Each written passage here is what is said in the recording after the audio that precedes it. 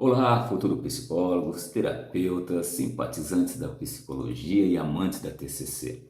Eu sou o Elcio e no papo de TCC de hoje nós vamos falar sobre o surgimento da TCC. Então, se você gosta desse tipo de assunto, se inscreva no canal, ative o sino de notificação, porque toda vez quando eu postar vídeos novos, você receberá em primeira mão. Dito isso, vamos para a nossa aula de hoje. E hoje nós vamos comentar um pouco sobre o surgimento da TCC. De forma breve, um resumão. Vamos entender que no início da década de 1960, Aaron Beck, que era um professor assistente de psiquiatria na Universidade da Pensilvânia, ele deu início a uma verdadeira revolução no campo da saúde mental. Beck era um cientista. Beck ele tinha a sua formação completa em psicanálise, onde ele aplicava seus conhecimentos psicanalíticos em seus pacientes. E de tanto que Beck ele gostava da psicanálise, ele acreditava que para que a psicanálise fosse aceita pelo corpo médico ou pela comunidade científica médica, as suas teorias necessitavam, de certo modo, de uma validação com base em experiências.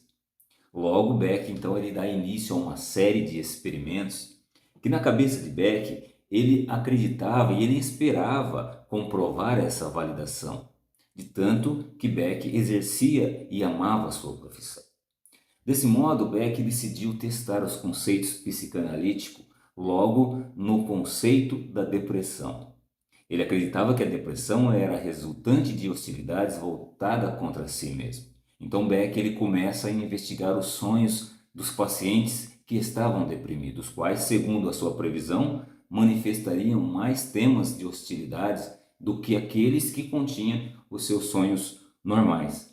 E isso Beck então ele faz, mas Beck teve uma surpresa quando ele acaba descobrindo que os sonhos dos pacientes deprimidos apresentavam menos temas de hostilidades e apresentavam mais temas relacionados a fracasso, a privação e perda.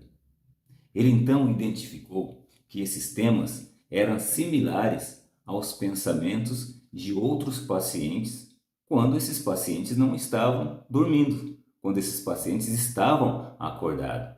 Quando Beck então obteve resultado de outros pacientes em função de outros estudos, Beck fica com muita dúvida quanto a esse conceito psicanalítico que trazia de que os pacientes deprimidos teriam necessidade de sofrer. Logo, esse conceito da psicanálise poderia estar errado e aquilo acaba gerando então uma dúvida muito grande em Beck. E nesse ponto é como se algo desmoronasse diante de Beck. É como se as escamas caíssem dos olhos de Beck. É como se uma grande fileira de dominós começassem a desabar. E a dúvida, como eu disse, era tão grande que houve um questionamento. Bom, se esse conceito psicanalítico estiver errado e a psicanálise não ser validada, então como que é que a depressão poderá ser entendida? Poxa, que dúvida cruel! E aqui, por esse momento que nós estamos, você já poderia deixar o seu like aí no vídeo, não é? Bom, Beck ele começa então a prestar mais atenção em seus pacientes. Enquanto seus pacientes estavam no divã, ele começou a perceber de modo ocasional que os pacientes relatavam duas vertentes de pensamento. E uma que era a normal, da psicanálise de livre associação, e outra era de pensamentos rápidos. Contudo, esses pensamentos eram qualificados e essas qualificações eram sobre a própria pessoa, sobre o próprio paciente. Uma mulher, por exemplo, que detalhava suas façanhas sexuais, segundo Beck, porém essas façanhas posteriormente apresentavam uma certa ansiedade. Então, quando Beck ele questiona essa mulher sobre o que essa mulher estava falando, a resposta dela foi: eu estava com medo de chatear você. Veja aí. Aí está um pensamento automático impulsionado talvez por uma crença de desvalor, desamor ou desamparo. E aquilo leva então Beck a questionar seus outros pacientes, que estavam também no mesmo estado daquela mulher, pacientes deprimidos. E Beck percebe então que esses pacientes tinham a mesma linha de pensamento, ou seja, pensamentos automáticos negativos, e que essa segunda vertente e esses pensamentos estavam, de certa forma, associados às emoções desse paciente. Então Beck ele começa a ajudar seus pacientes a identificar, a avaliar e a responder os seus pensamentos irrealistas e desadaptativos. Aí era o início do modelo da terapia cognitivo-comportamental sendo aplicado de forma prática. Claro, Beck ele ficou surpreso. Os pacientes começaram a melhorar de forma significativa.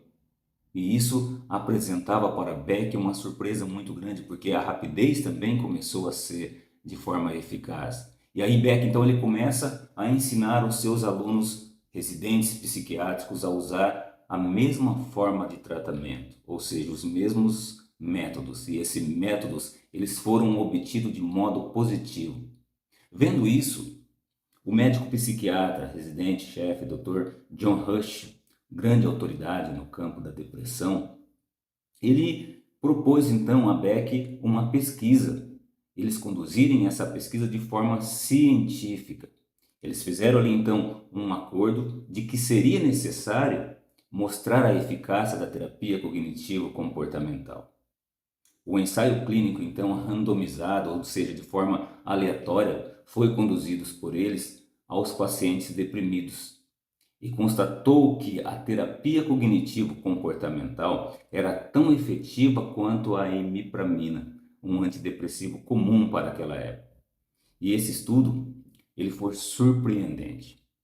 Foi a primeira vez que uma terapia de palavras, ou seja, uma terapia que evocava os pensamentos, havia sido comparado a um medicamento.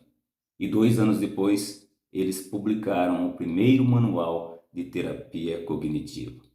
E conforme o tempo foi passando, conforme os avanços tecnológicos, Beck e seus colegas, além de outros pesquisadores, eles continuaram dando andamento com os estudos, as teorias e as adaptações e testes para tratamento em pacientes que padeciam não somente de depressão, mas de uma lista crescente de problemas. A terapia cognitivo ou a terapia cognitivo-comportamental é ensinada na maioria das escolas de graduação dos Estados Unidos. E hoje essa teoria, essa abordagem já está espalhada em boa parte do mundo. Bom, pessoal, esse foi o vídeo de hoje. Eu espero ter contribuído para o seu aprendizado. E é claro, se você gosta de TCC, não esqueça de deixar o triplo C.